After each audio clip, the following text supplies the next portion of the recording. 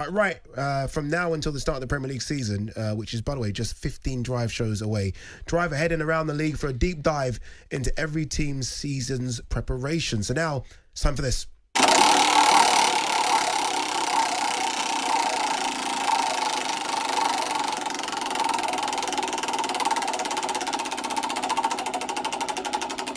Go on. Yeah. All right, there you go. Wolves. We're going to be talking Wolves. Well done to Wolves, by the way. I think Wolves are a really good team. I really do like Wolves under Gary O'Neill. So let's welcome in Wolves fan, TV and podcast host Dazzling Dave. Why do you that look? You don't like Wolves? You're not a fan of Wolves? I'm just confused about how you said they've done well. Last season, did they do well? Well, Lopetegui left him in the lurch. Gary O'Neill had to take over early pre-season. I'm not sure. He had to kind of get the team together early. I'm not sure. Dazzling Dave, did they not do well? Was it an okay season? I mean, it didn't end well, but I thought Gary O'Neill did okay with the team he's got. Yeah, absolutely. Of course, from where we were at the start of the season, everyone had Wolves.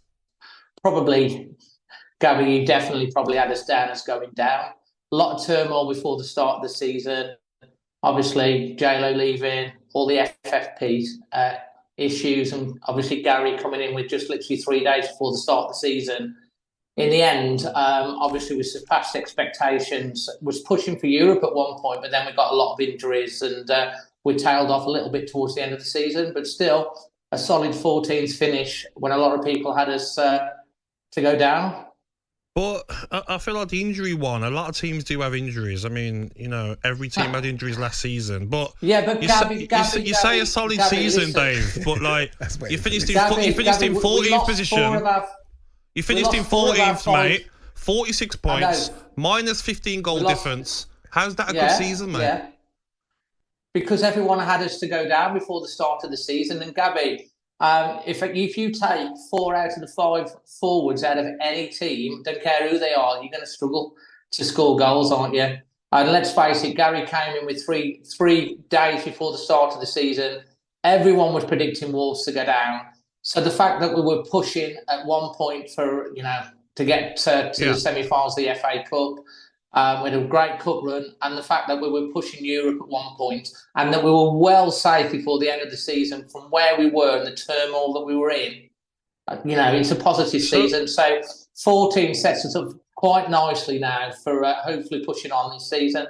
So what would you expect Wolves to finish this season? Because once again, second season in a row, you sold one of your better centre-halves. Collins last season, Kilman this season. Do you need to use that money to strengthen again? Well, the issue last season, as you probably well know, is that Wolves had to sell a lot of money to stay within the line of financial fair play. We saw what happened with Everton. We saw what happened with Nottingham Forest. This year, there's a lot more clear blue water. We've already made 4 signings. We've made Tommy Doyle permanent, obviously 4.3 million. What a deal that was with Mateus. Nunes going to City, and literally all he's done is get splinters in his bum and break his finger. And we've got Tommy Doyle, 4.3 million. Great bit of deal. We bought in Pedro de Lima through agent Kuma, another young Brazilian. Rodrigo Gomez, very highly thought after. Lots of clubs were in for him. And we've been looking for that striker, haven't we, since Raul Jimenez got injured, that can do the business. And we've got Jurgen Strand Larsen that's come in. And so we're in a positive position. Yeah, Max Kilman has gone. I think it's a great deal. Bearing in mind, we bought Kilman for £40,000 and we've sold him for 40 million. His family live in London. J-Lo obviously really wanted it. It's a top target, and that's going to really help us with PSR. Yes. So we're going to need to bring in some more players, but we've also got Yerson Mosquera that's been playing, almost Player of the Year for over in Spain for his team over there. He's come back off loan. I still think we need to bring in another centre-back. But we're in a much better position. Place. And don't forget, Gary O'Neill hasn't had a pre-season, not with Bournemouth, or for Wolves. So we'll see. See how we're going to... Dave, quick one before we go. Do you think you can bridge that gap with Aston Villa? I mean, 22 points ahead of you last season. Can you get that down to 15? Well, Villa are, let's face it, we're Wolves fans. You have to respect to Villa. You had a great season last year, absolutely brilliant. We've always had a bit of the banter since the Championship with the old Mind the Gap song and all that sort of jazz.